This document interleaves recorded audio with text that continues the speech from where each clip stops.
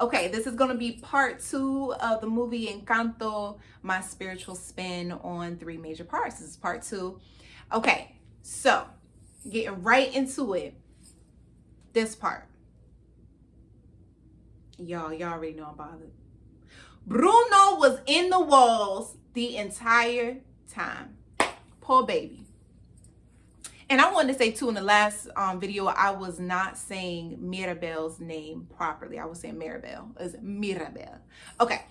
So that poor baby, Bruno, was in the walls the entire time. Now, before I get into why that one stood out to me and what my spiritual take on it is, the fact that Dolores, her ass, can hear clear across the mountaintops. Okay? There was one scene with Mirabel and her daddy, and Dolores overheard them talking about the tablet, and she couldn't even hold herself together for the entire movie, for the entire dinner scene. Just burst it all out. But for some reason, you were able to hold in for the majority of your life that Bruno was in the walls. Make it make sense. I am triggered.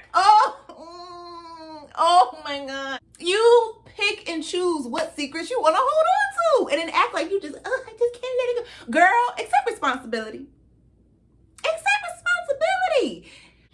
My spiritual take on that is that there are certain people, that's in the family that are going to know certain things, know certain secrets, and they will pick and choose what they want to bring up and what they will not want to bring up. And that is not in our control at all. Because at the end of the day, you know what Dolores was? She was scared. She was scared of Batman ass Juela walking down the hallways. Just angry. That she was afraid of Juela. She didn't want to just tell Juela, Bruno, your son in the walls, bro. He in the walls. She didn't want to tell her that. Okay. Now, Bruno being in the walls, the fact that this baby felt like he was so misunderstood that he'd rather be in the walls instead of in his room, which nobody could really get to him in the room. He had 8 million steps to go by, like just to get to where he needed to be. The fact that you rather bypass 8 million steps, sand dunes, and sand beetles and rats and stuff. Okay, well, people clearly don't want to go nowhere near your room and hide in the walls. Oh, triggered. He loved his family that much where he didn't want to completely move away, but at the same time, he didn't want to be seen.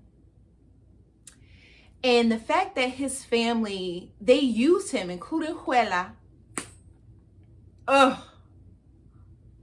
And keep rolling my eyes.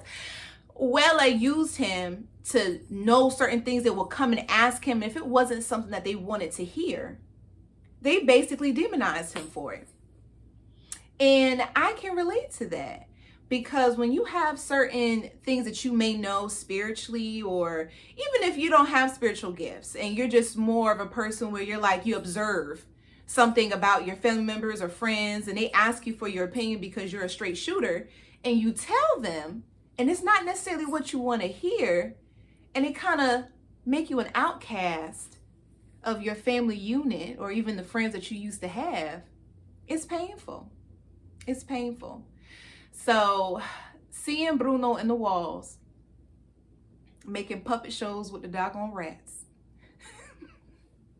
that was so sad. That really bothered me as well.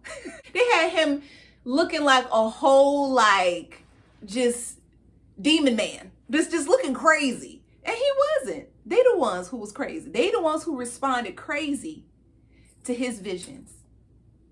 It's crazy, y'all. But that is my take and my spiritual spin on part 2 of Encanto. Tell me what you guys think. Do you agree with me? Okay, let me know. Let me know. Make sure you like and you subscribe. Thank you so much for tuning in.